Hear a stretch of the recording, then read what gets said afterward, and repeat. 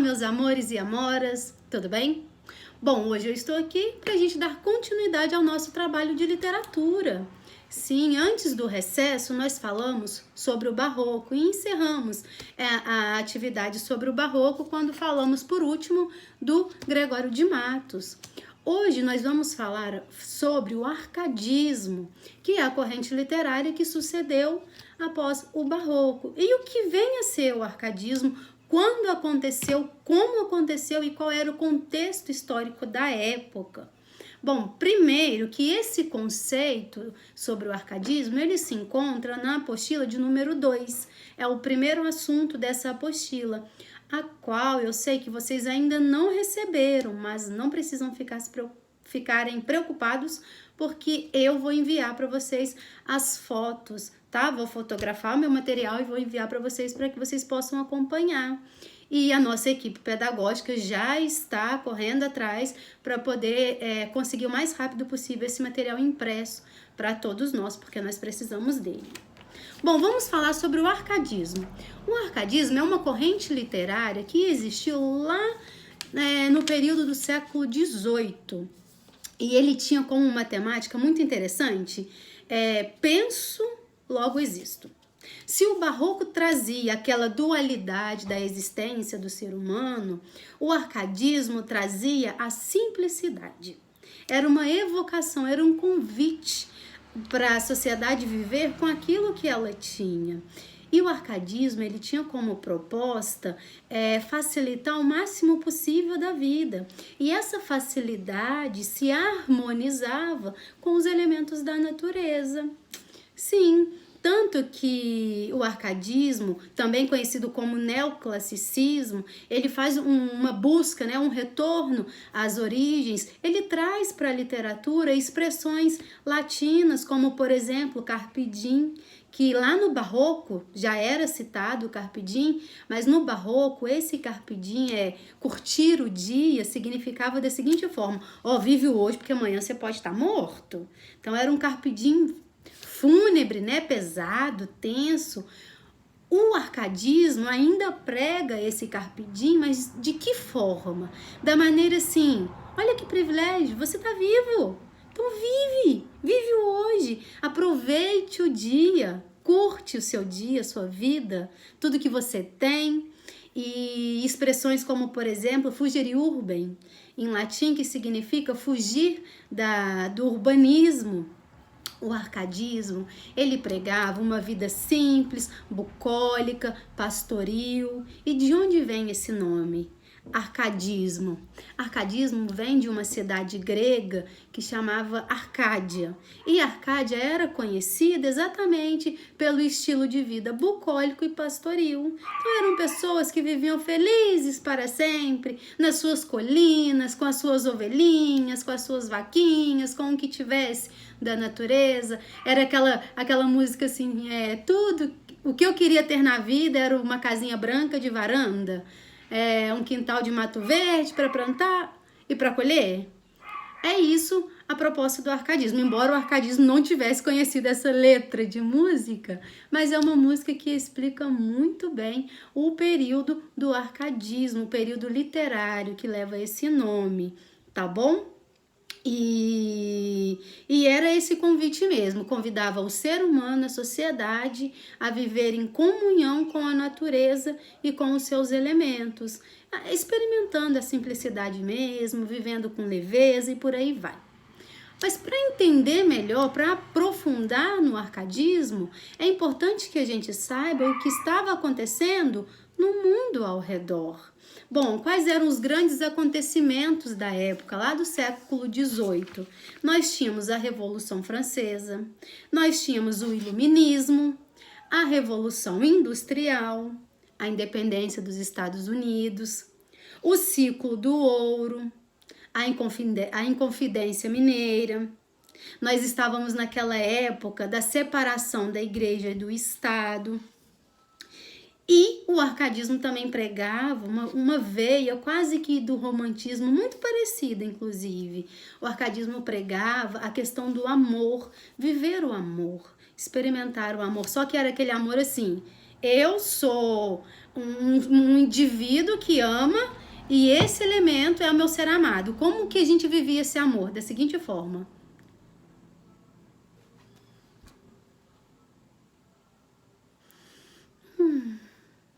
Era isso. Era um amor intocável. Não tocava, não interagia, não tinha nada. Era só amor, bastava amar. Se ama, tá ótimo. O elemento amado, o sujeito amado, sabe que você ama, mas não precisa corresponder, tá tudo bem também. Porque a gente não quer viver relações muito profundas mesmo, não. Então tá bom. Eu amo o João, que talvez me ame ou não, mas tanto faz, não importa. Ai, mas eu gosto de olhar pra ele. Ai, eu posso olhar, admirar, sentir o cheiro dele. Ai, que lindo, João, cuidando das ovelhinhas. Era esse amor que o arcadismo pregava, sabe? Esse amor livre de responsabilidades, livre de reciprocidade, um amor sem exigência, sem nada. Resumindo, um amor bem bosta, né? Porque eu não sei amar esse amor assim, platônico. Se tem uma palavra que define bem o amor, seria esse amor platônico. E o arcadismo, ele também pregava uma busca pelo greco-latino. Então, como que ele trazia essa busca do greco-latino para a literatura? O arcadismo defendia a ideia de que para tudo dar certo na vida existe uma fórmula matemática. Então, era só seguir a fórmula matemática que todos os seus sonhos se realizariam. E não precisava complicar. Complicar para quê? Era tudo muito simples. Era simples assim. O que você tem? 3 ovelhas e uma barraca? Bom, você vai ser feliz com as suas 3 ovelhas e uma barraca lá no alto da montanha. Ah, você não tem ovelha nem barraca? Não tem nada? Mas vai vender sua arte na praia? Você vai ser feliz também, querido. O importante é o amor. O importante é viver hoje. Ah, vive a simplicidade. Pra que muita coisa? Então, era meio que uma fuga da realidade, né? Várias coisas acontecendo ao redor, o mundo inteiro passando por N transformações e o arcadismo pregando essas ideologias do penso, logo existo. Se eu penso e eu sinto, não preciso fazer mais nada. Já tô existindo. É isso que importa. O que importa é existir, né? Quais são as principais características desse arcadismo? Bom, além da busca pela simplicidade, do estilo de vida pastoril, né? Aparece muito nas obras esse estilo de vida pastoril, simples mesmo, a vida rural, né? Fugere urbe, era o fugir da realidade, do urbanismo e viver feliz na colina, nas montanhas, onde não tivesse tanta corrupção, onde não tivesse tanta desigualdade, onde não tivesse tanto erro, tanta falha, tanta exigência que deixava a vida pesada. Então era isso.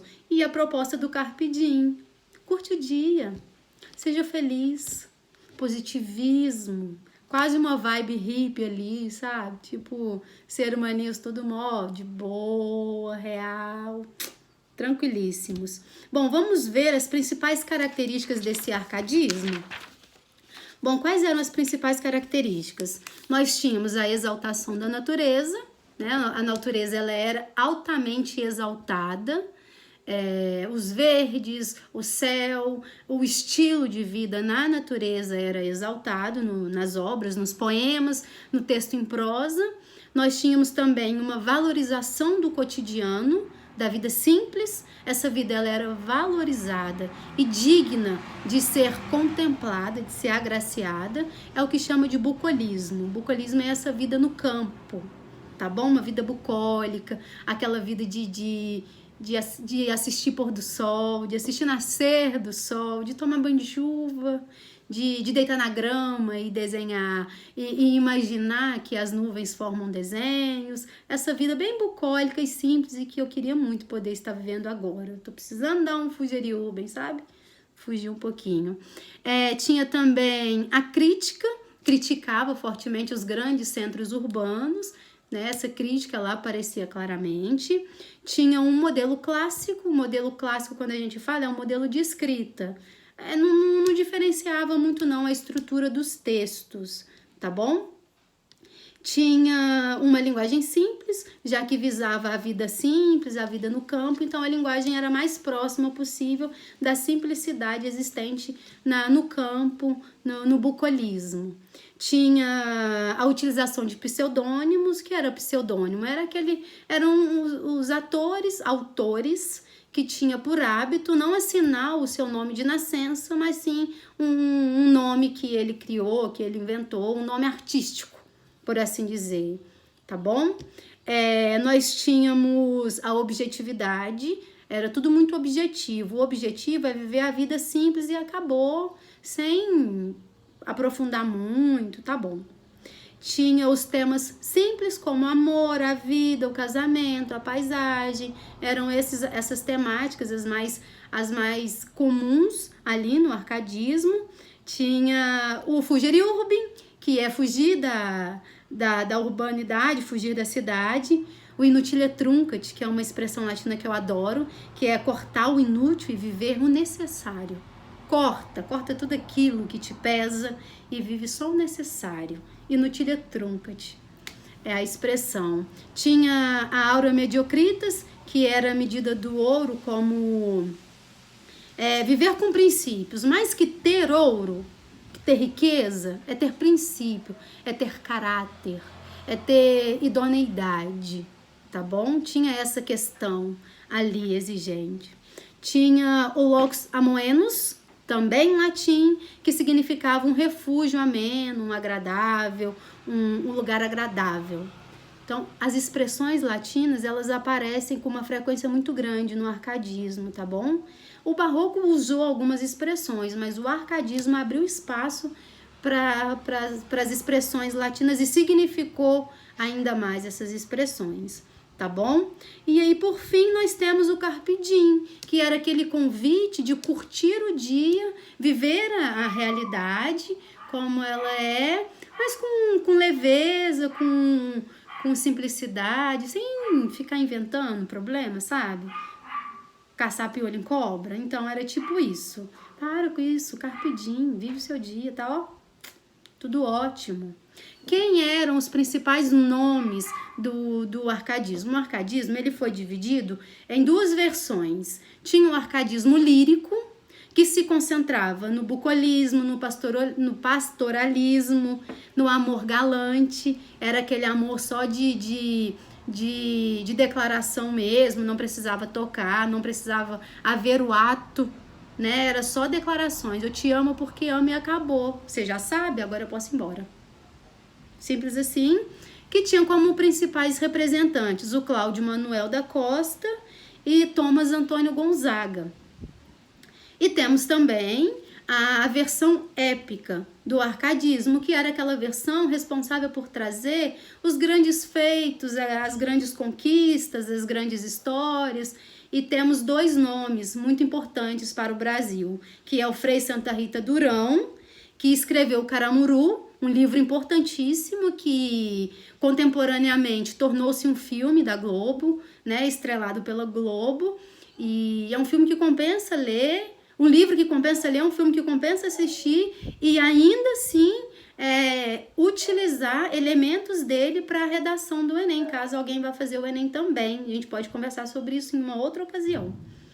E outro representante dessa versão Arcade, ainda épica, é o Basílio da Gama, que escreveu o livro O Uruguai, que conta uma história épica do índio. É a primeira aparição do índio na literatura. Uma aparição não tão fiel ao que os índios representavam na época, mas mesmo assim o índio já começa a aparecer de alguma forma na literatura para depois ganhar mais destaque lá na frente no romantismo.